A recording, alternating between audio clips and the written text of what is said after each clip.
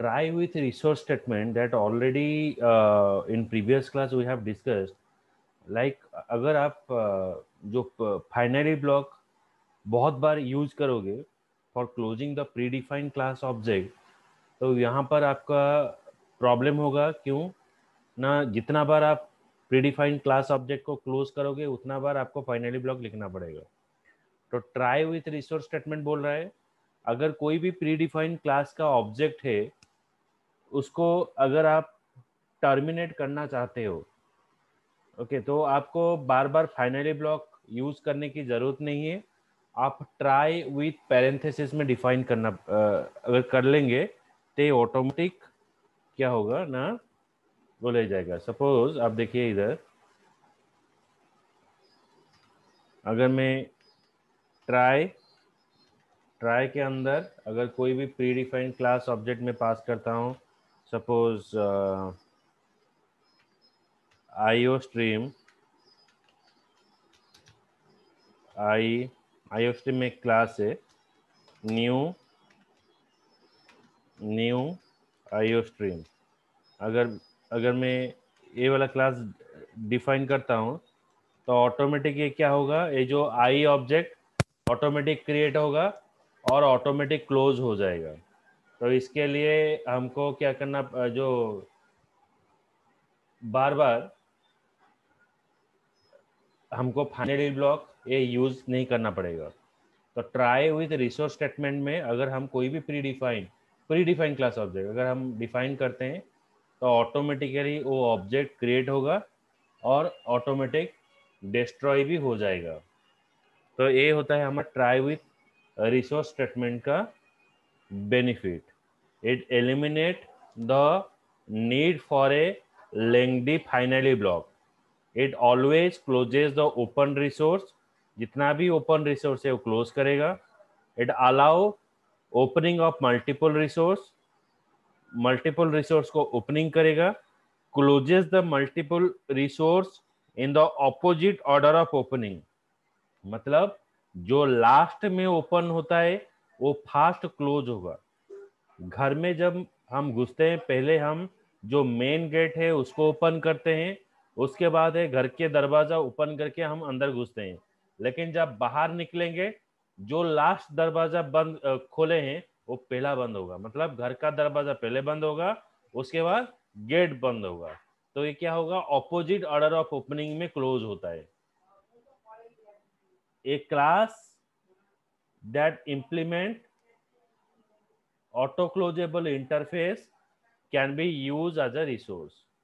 If a resource must be auto closed, its reference must be declared within the try statement with parenthesis. बहुत सारा ऐसा resources है जो automatically close हो जाता है, लेकिन ये सारा जो चीज है अगर आप ऑटोमेटिक क्लोज भी हो जाता है तो आपको वही क्लास को ट्राई विथ पैरेंथेसिस में डिफाइन करना पड़ेगा अगर हम ट्राई विथ रिसोर्स स्टेटमेंट में यूज करेंगे। तो resource with try with resource statement must be implement java.lang.auto closable। ये जो ट्राई विथ रिसोर्स स्टेटमेंट है वो कहाँ पर डिफाइन होगा, ये डिफाइन होगा java.lang.auto closable, इसमें डिफाइन होगा, और java.io.closable ये दोनों में ये डिफाइन होगा। मतलब ये जो ऑटो क्लोजेबल रिसोर्स है ये दोनों में आता है, java.lang.auto closable और java.io closable। देखो आईओ क्लोजेबल अगर हमको यूज करना है ये वाला पैकेज हमको इंपोर्ट करना पड़ेगा, क्योंकि आईओ पैकेज इम्प्लिसिटली इंपोर्ट नहीं होता है, लेकिन जो लैंग पैकेज है वो ऑटोमेटिक क्लोज मेथड ऑटोमेटिक आ जाता है। ओके, सो ये जो क्लोज मेथड है ये इनविजिबली हमारे पास आ जाएगा।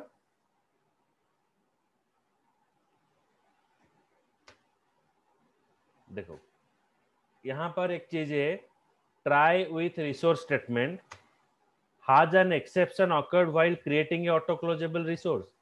जब हम ऑटो क्लोजेबल रिसोर्स क्रिएट करेंगे, एक्सेप्शन अगर हमारा आता है, if exception is arises then control immediately jumps to the catch block. तो कंट्रोल कैच ब्लॉक में चला जाएगा। has an exception arises has an exception occurred while creating a auto closable resource? If it is yes, then control immediately jumps to the catch block. Control catch block में चला जाएगा अगर हम auto closable resource बनाते हैं.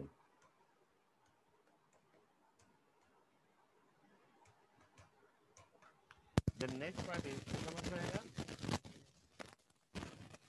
Yes sir. फिर से ही बोल रहे हैं, has an exception occurred in the body of the try block. तो ट्राई ब्लॉक क्या करता है, हम प्रीवियस क्लास में पढ़े हैं, हमारा जो कोडिंग है उसको एक प्रोटेक्शन देता है. मतलब अगर कोई भी एरर आ जाता है तो जो कैच ब्लॉक है वो उसको हैंडल कर लेगा.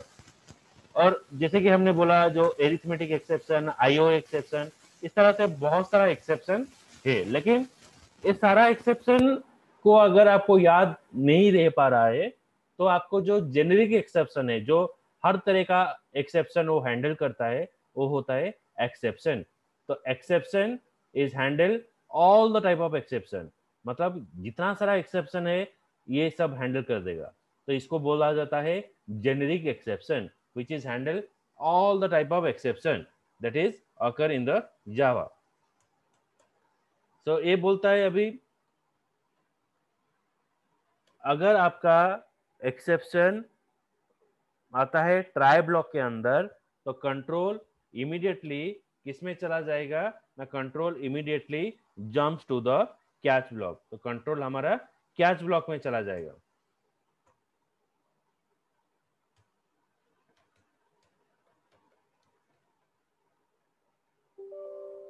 Next point is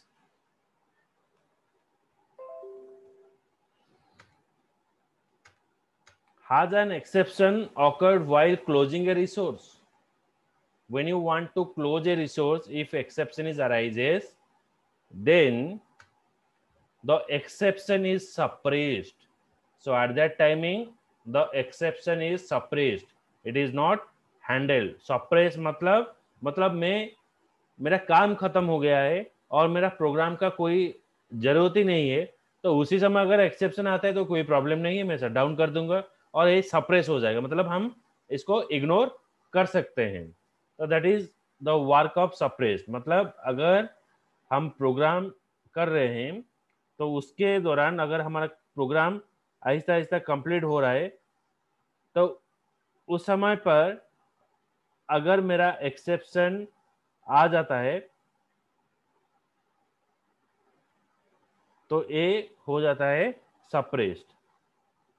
okay, suppress forcibly put to an end. मतलब अगर एक्सेप्शन आ गया जब मेरा रिसोर्स क्लोजिंग हो रहा है तो मैं क्या करूंगा ना, एक्सेप्शन इज सप्रेस्ड, मतलब फोर्सिबली एक्सेप्शन इसको क्लोज कर देगा. क्लियर ये दोनों ए पार्ट में? Yes sir. तो ये सप्रेस करेगा, ये हमें मतलब ये खुद से करेगा कि ये ऑटोमेटिक हमें हो भी समझ में जाएगा. ऑटोमेटिक होगा? हाँ हाँ. तो ये समझ में कब आता है कि सर ये कि एक्सेप्शन की जरूरत ही नहीं है, अब हमारा काम हो रहा है एग्जीक्यूशन पे? हाँ मतलब अगर आपका exception has an exception occurred while closing a resource, मतलब जब हम प्री डिफाइंड क्लास का ऑब्जेक्ट बना रहे हैं और उसका ऑब्जेक्ट को हम क्लोज कर रहे हैं तो उस समय पर अगर एक्सेप्शन आता है तो ऑटोमेटिक एक्सेप्शन क्या करेगा ना, हम क्लोज कर रहे हैं ये भी क्या करेगा ना, फोर्सिबली क्लोज कर देगा. तो हम वही चीज कर रहे हैं, क्लोज कर रहे हैं, तो एक्सेप्शन आ रहा है मतलब क्या होगा, वो हैंडल नहीं करेगा, वो इसको क्लोज कर देगा. ठीक. Okay.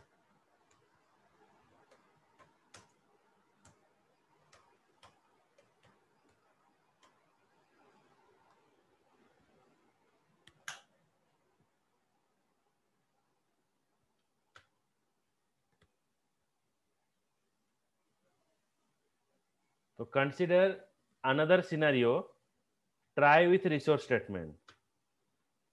Did the try block execute without an exception, but an exception was generated during closing a resource?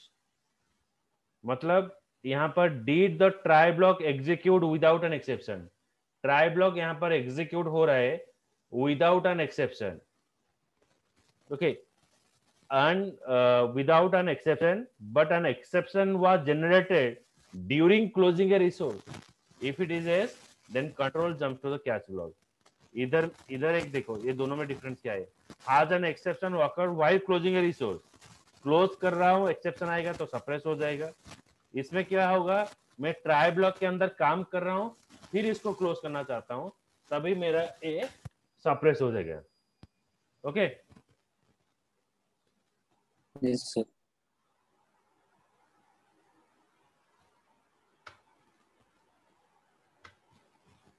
Then multi-catch statement. Multi-catch statement, it reduce the amount of code to be written. Okay, so multi-catch statement is used, reduce the amount of code to be written. It avoid the catching the generic exception. Okay, तो ये generic exception को handle करने के लिए ये use किया जाएगा. So it reduce the amount of code to be written, avoid catching the generic exception, separate type of separate type alternative by vertical bar. मतलब अगर आप एक प्रोग्राम लिख रहे हो and you are expecting that more than one exception will come in your program, so in that cases you have to use multi cast statement. यहाँ पर हम मल्टी कैस्ट स्टेटमेंट यूज करेंगे अगर हम एक्सपेक्ट कर रहे हैं मोर देन वन एक्सेप्शन हमारा प्रोग्राम में आएगा, और इसको हम सेपरेट करेंगे by using of alternative vertical bar. तो यहाँ पर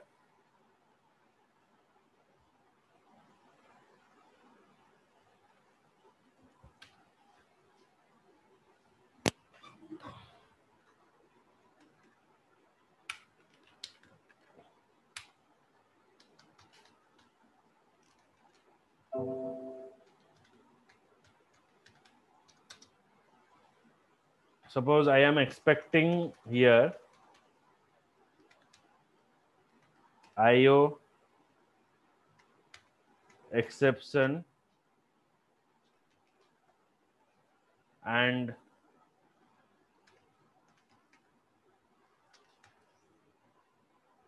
file not found exception. मतलब यहाँ पर थोड़ा चेंज कर दूंगी, फाइल नॉट फाउंड, ये दोनों सेम है. अगर ट्राई ब्लॉक में मैं मोर देन वन एक्सेप्शन एक्सपेक्ट करता हूं,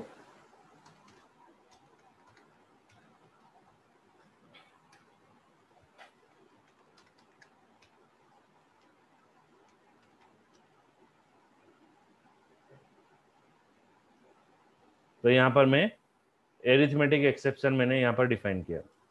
तो ये बोल रहा है क्या, अगर आप एक्सपेक्ट कर रहे हो मोर देन वन एक्सेप्शन आ रहा है तो you have to use a or symbol. यहाँ पर आप और सिंबल यूज करो.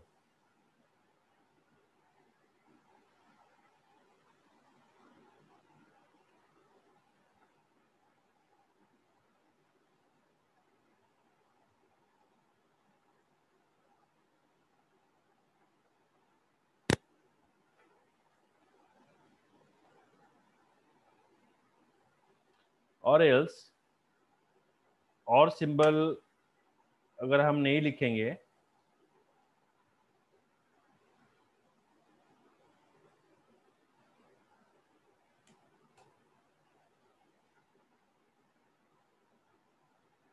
तो अगर आप एक्सपेक्ट कर रहे हैं मोर देन वन एक्सेप्शन आएगा, तो यहाँ पर try block then catch then फिर से कैच. तो इस तरह से हम मल्टीपल कैच स्टेटमेंट डिफाइन कर सकते हैं. ये बोल रहा है अगर आप इस तरह से मल्टीपल कैच अगर हम डिफाइन करेंगे, so maybe there is a what lengthy of your program. So to avoid this situation, we're using or symbol. यहाँ पर और सिंबल हम यूज करेंगे.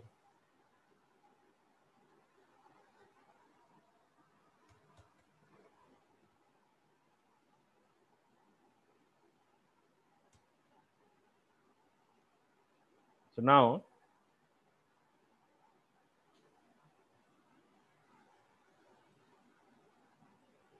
move to the concept.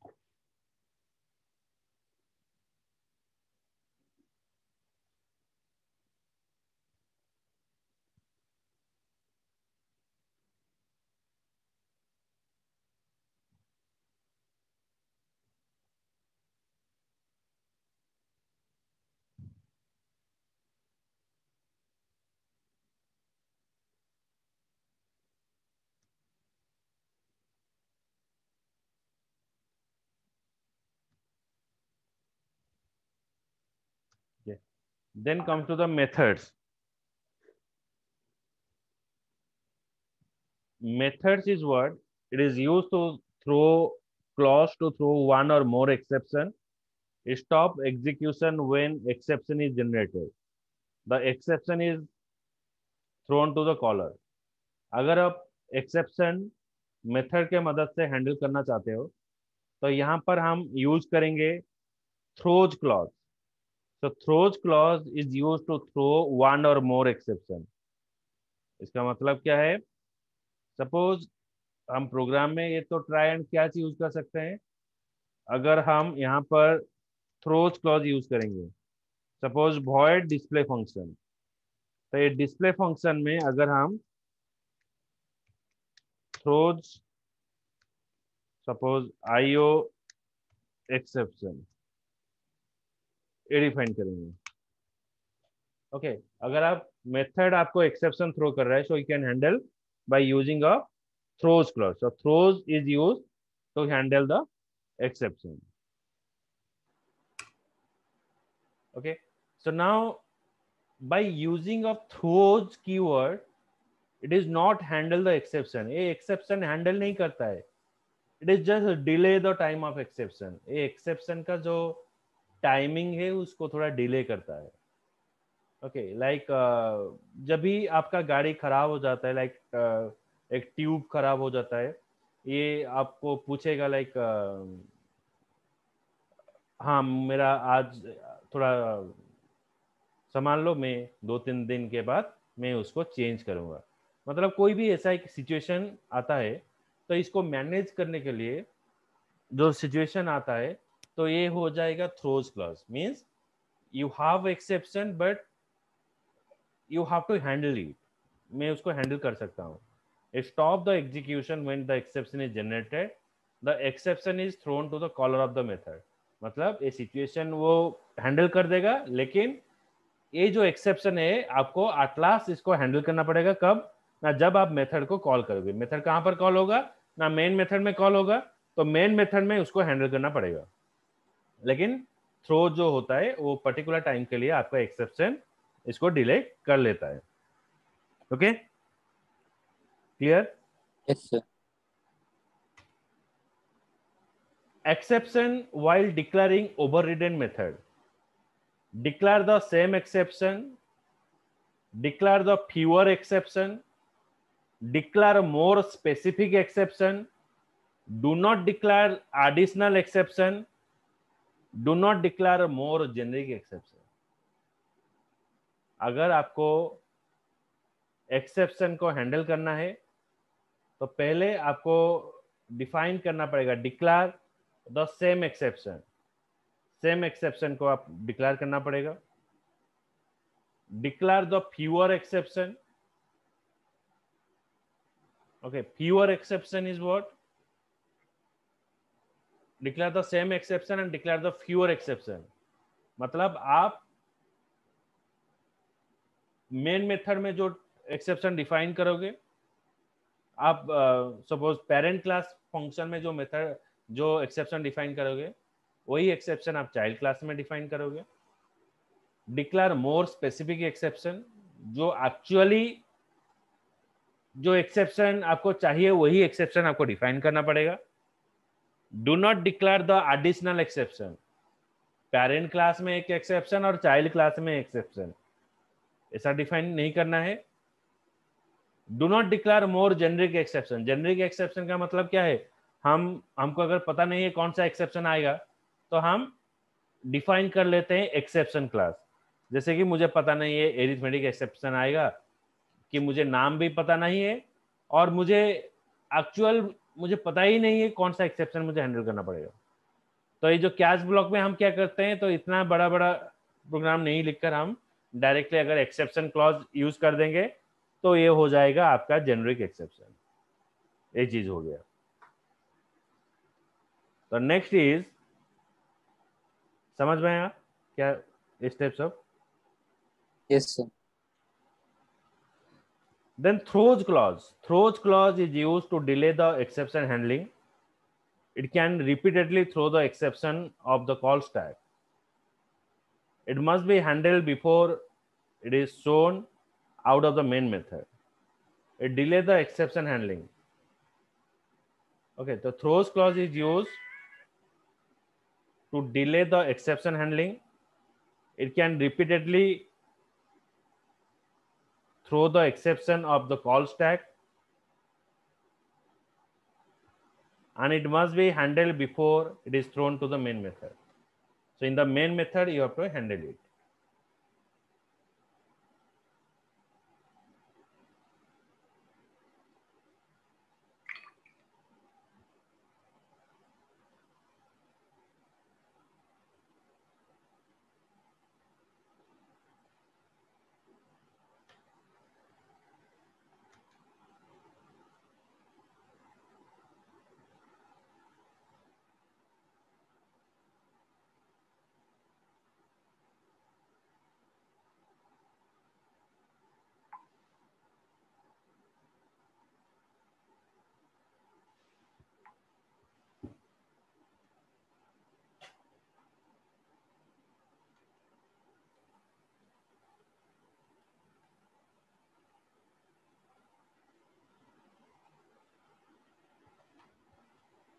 Then next is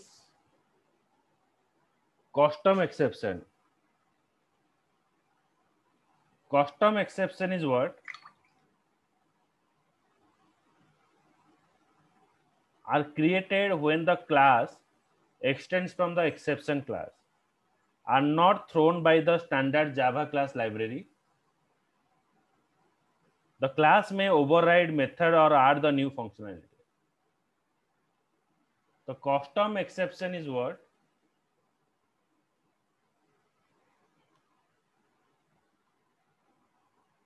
It is you can say, you have to create your own exception class. मतलब suppose आप एक जानते होंगे, जब पिछले साल हमारा लॉकडाउन हुआ था तो central government has giving a rule, तो सारा कंट्री में लॉकडाउन यहाँ पर या शटडाउन इंप्लीमेंट हुआ। लेकिन उसके बाद आप देखे होंगे पिछले साल हर एक कोई स्टेट अपना हिसाब से पॉजिटिव केसेस को देखकर अपना हिसाब से वो लॉकडाउन शटडाउन लगाते गया।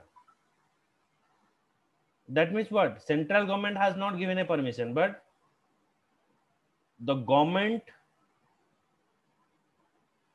or you can say like the state government found the issues. जब वो इशू देखते हैं उसके हिसाब से वो रूल लगाते हैं। कस्टम एक्सेप्शन ऐसा ही चीज है, मतलब हम प्रोग्राम में ऐसा एक कंडीशन खुद देंगे, अगर एक कंडीशन मैच नहीं होता है तो ऑटोमेटिकली यहां पर हमारा एक्सेप्शन हैंडल होगा। ओके, मतलब ये एक्चुअली एक्सेप्शन नहीं है, लेकिन थोड़ा प्रोग्राम को और थोड़ा प्योरिटी लेवल लाने के लिए और थोड़ा जैसे कि हम थोड़ा ज्यादा सिक्योरिटी देने के लिए ये चीज हम खुद ही डिफाइन करेंगे। लेकिन इनडायरेक्टली वो एक्सेप्शन क्लास से इनहेरिट होगा और उसका पार्ट ही रहेगा. Then get message method it is use for a string type. जब आप एक्सेप्शन हैंडल करोगे वहां पर हम एक्सेप्शन क्लास का एक ऑब्जेक्ट डिफाइन कर रहे हैं. exception e is the object. So actually this e object is showing you what is the cause of your exception, why this exception has come. To get that exception into the readable format, we use here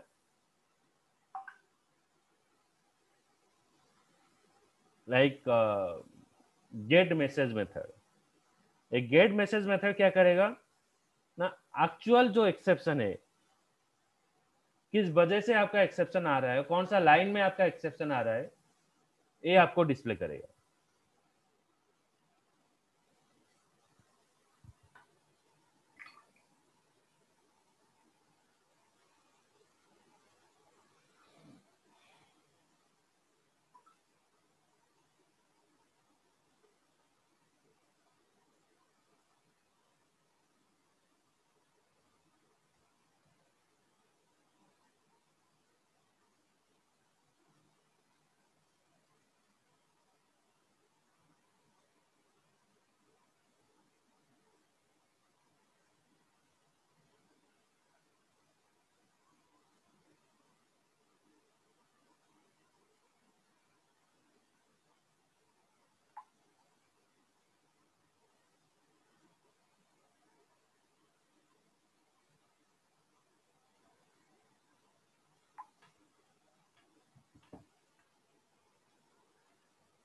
उसके बाद है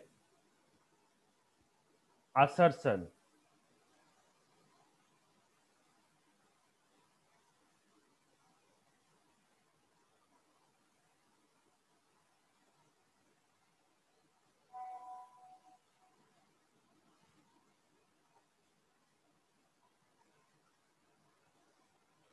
Assertion ensure that the application is executing as expected,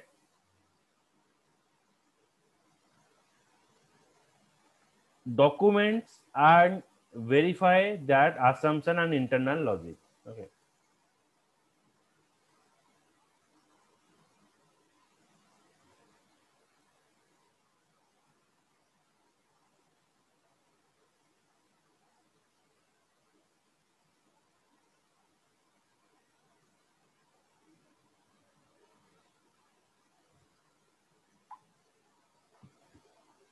Assertion ensure that the application is executing as expected and document and verify the assumption and internal logic of a single method.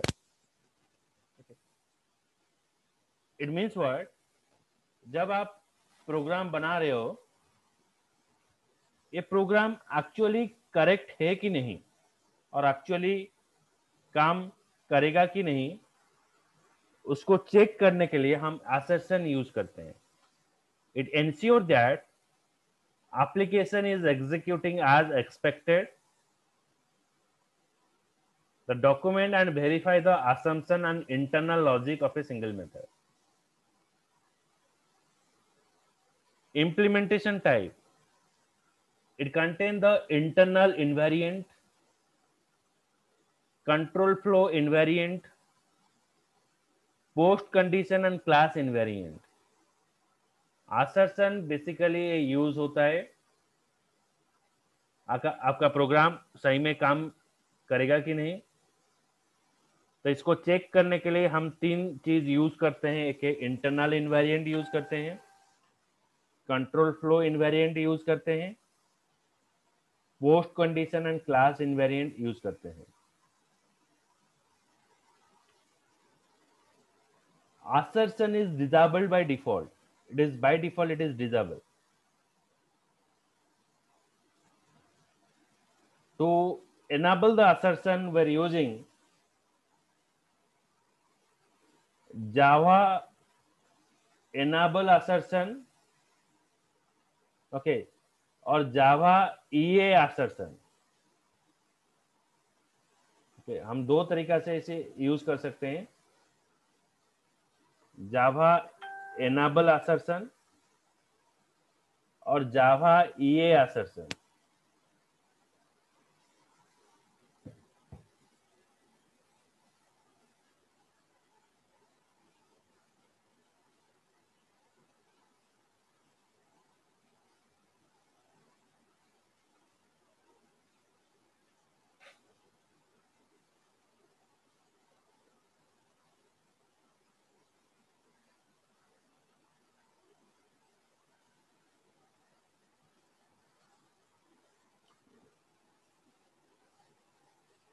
Okay. Ensure that application is executed as expected, और by default assertion program मतलब Java में enable नहीं होता है। इसको enable करने के लिए हम यूज करेंगे Java enable assertion my program और Java EA my program. Okay, so that thing we have to implement for the assertion.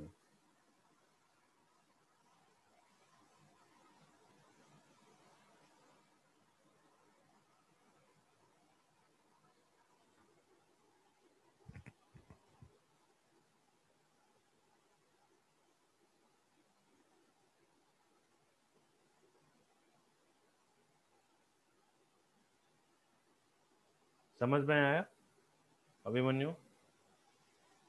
Yes sir. Okay, so now I show you some program of exception handling.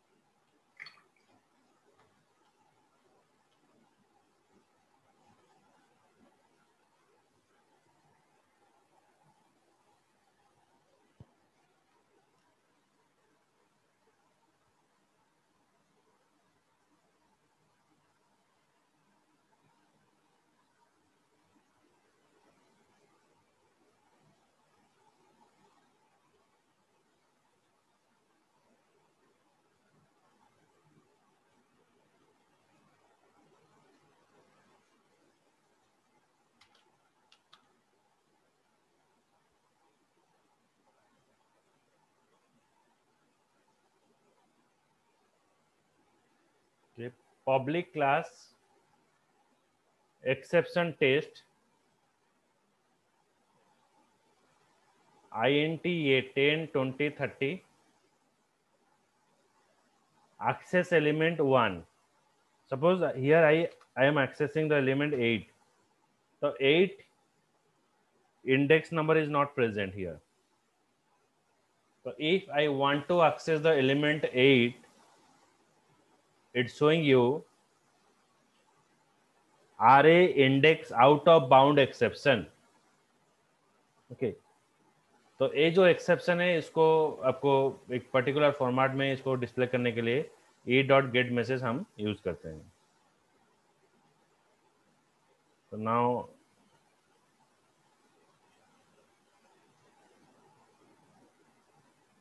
Sir किसी भी exception से बहुत सारे exceptions होते हैं, तो सारे exception के नाम, जैसे यहाँ पे array index out of bound exception आया, नॉल तो पॉइंट मेरे को जैसे नॉल पॉइंटर, एसक्यूएल एक्सेप्शन, इस तरह से बहुत सारा एक्सेप्शन आता है। तो पहले तो इसका, सर तो डिफाइन जैसे नाम अगर पता हमें पता नहीं रहेगा तब तो जैसे कि हमें तो आप बोलना एक्सेप्शन लिख दूंगा, हाँ तो लेकिन आप सारे का तो पता नहीं रहेगा। हाँ आप पहले एक्सेप्शन लिख लेना। तो कैसे आपको हम्म, डिटेक्ट करना है, तो मैं पहले अच्छा, एक्सेप्शन डिफाइन कर देता हूँ। हम्म, उसके बाद इसको, ये जो गेट मैसेज को, इसको भी हटा देता हूँ। गेट मैसेज करने से भी आपको पता नहीं चलेगा कौन सा एक्सेप्शन है, सिर्फ ई लिख देता हूँ।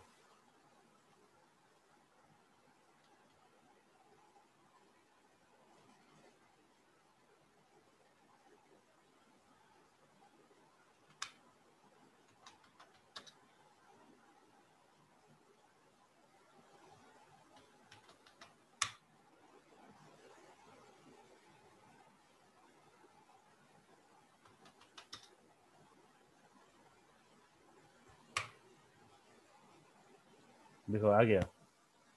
देखो फाइनली ब्लॉक इधर है, आपका एक्सेप्शन आया, फाइनली ब्लॉक एग्जीक्यूट हुआ। Array index out of bound exception, array index out of bounds exception.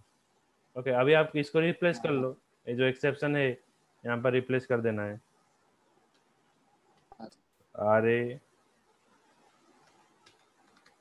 Index out of bounds,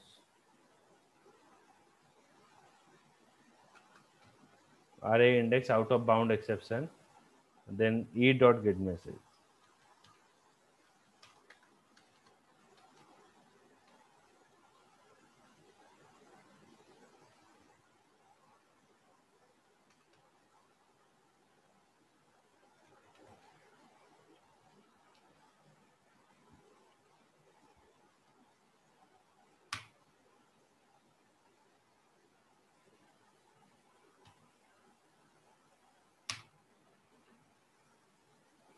exception thrown ये पूरा नहीं दिखा रहा है। एक्सेप्शन थ्रोन किस वजह से एक्सेप्शन आ रहा है ना, 8 के वजह से आ रहे हैं। 8 8 यहाँ पर है, इसके वजह से आ रहा है। और आपका जो फाइनली ब्लॉक है, वो फाइनल ब्लॉक एक्सेप्शन जब आ रहा है तभी एग्जीक्यूट हो रहा है। अगर हम करेक्ट वैल्यू देंगे 2, तो 2 यहाँ पर एक्सेस हो जाएगा।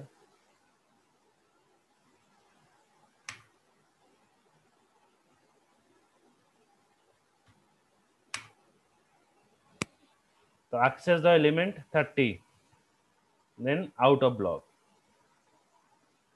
ओके, मतलब जो एक्चुअल एलिमेंट है इसको भी दिखा रहा है, और फाइनली ब्लॉक एग्जीक्यूट हो रहा है आपको दिखा रहा है out of block. Clear? Yes sir.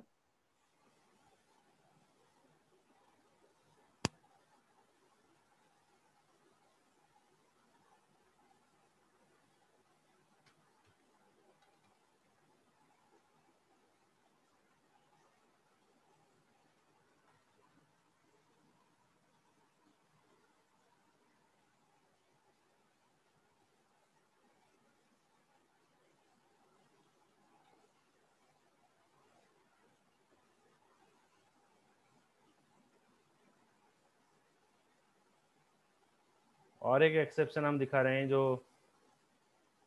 User defined exception है।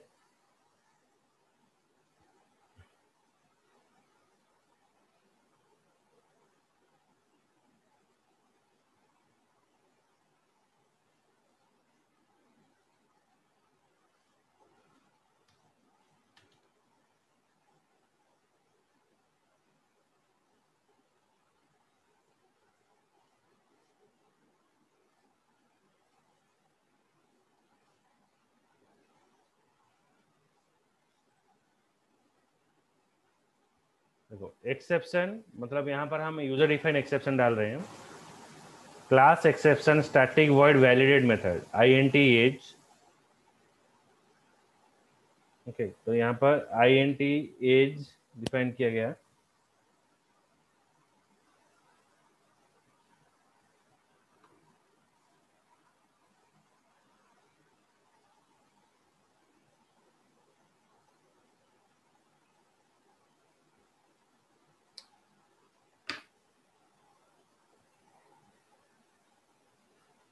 ओके, तो यहाँ पर स्टैटिक मेथड डिफाइन किया गया, static void validate method, INT age, if age is greater than 18, अगर आपका एज ग्रेटर देन 18 रहता है तब यहाँ पर एरिथमेटिक एक्सेप्शन शो करेगा।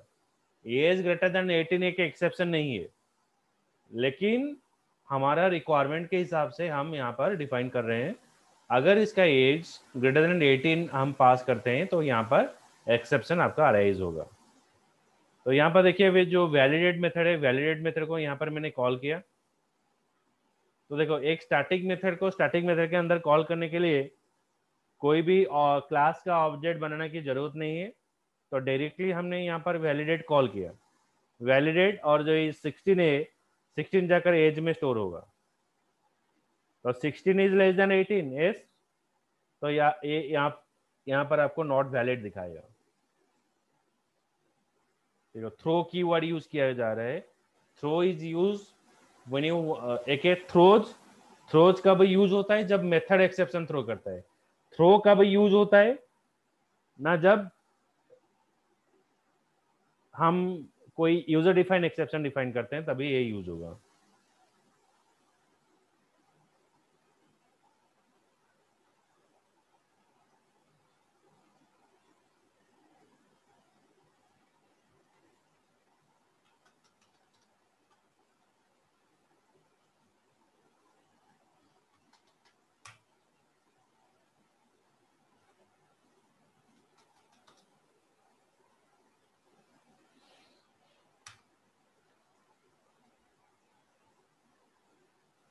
जो यहाँ पर डिफाइन किया गया, java.lang.arithmetic exception, it is not valid।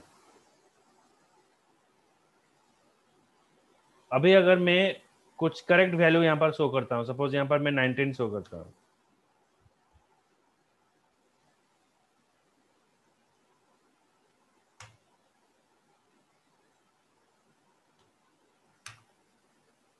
Welcome to vote and rest of the code, clear? Yes sir. ये हो गया आपका यूजर डिफाइंड एक्सेप्शन। ये जो प्रोग्राम आपको दे रहा हूँ ना, इसको प्रैक्टिस करके मुझे भेजना जो चीजें। ठीक है।